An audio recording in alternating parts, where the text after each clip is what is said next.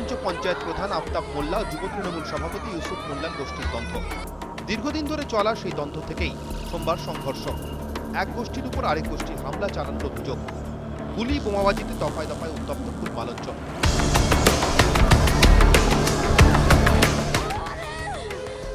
শনিবার আফতাব ও ইউসুফ গোষ্ঠীর মতপার্থক্যে ফুল মালঞ্চ পঞ্চায়েত এলাকায় যুব তৃণমূলের বৈঠক বানচাল হয়ে যায়।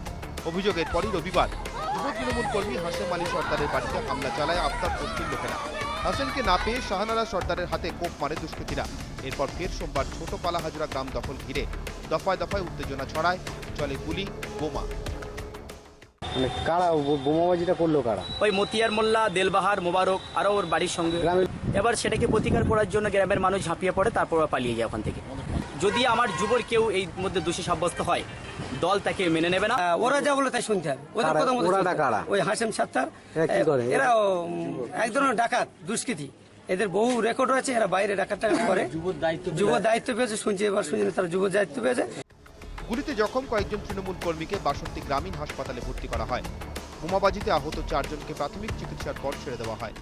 আমি যুব দল করি বলে আমার ওর এত আক্রোশ, এত মারধর করার ক্ষতিকারক। আর আমার ভাইপো বউটাগুলো সব তুলে নিয়ে চলে এসছে। এখনও তাদের ছাড়ার কোনো সংবাদ পাইনি। যদিও বাসন্তীর উত্তেজনায় তৃণমূলের গোষ্ঠীদ্বন্দ্ব উড়িয়ে দিয়েছেন গোসাবাদ তৃণমূল বিধায়ক জয়ন্ত নস্কর। ইউসুফ মোল্লা তৃণমূলের কেউ নয় বলেই দাবি বিধায়কের।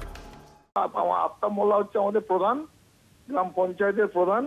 আর ইউসুফ কোনো নেতা নয়, সে ক্রিমিনালদের সর্দার। থানায় তার রেকর্ড আছে, সে আমাদের দলের কেউ নয়। যেহেতু তার একটা মিটিং হয়েছিল, সেই মিটিং এ ওরা এসেছিল, এই জন্য তাদের উপর গুলি করে এবং সেখানে লুটপাট চালায়। সংঘর্ষের পর থেকে থমথমে বাসন্তী এলাকায় পুলিশের টহলদারি চলছে, মোতায়েন আছে পুলিশ বাহিনীও। Bureau report, ETV news Bangla.